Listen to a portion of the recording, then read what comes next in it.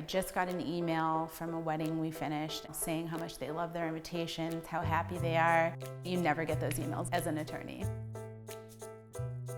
I'm Violet Warner. I'm the owner of Violet Press. I started doing letterpress as sort of a creative distraction from the stress of my job. 5 years ago, I was practicing law in downtown Chicago. Now I am the business owner of a small creative business. You can't describe just how thrilling that feels to know that you can do something you love every day. Life before Zoho was a lot more time consuming. 1 minute I'm a salesperson, the next minute I'm marketing, the next minute I'm creative, production, manufacturing, packaging, shipping.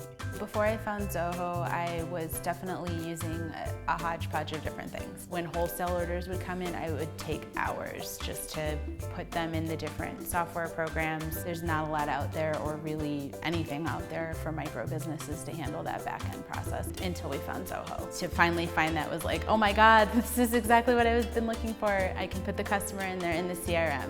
Then they're in books when I want to send them an invoice. They're in inventory when I want to do a sales order.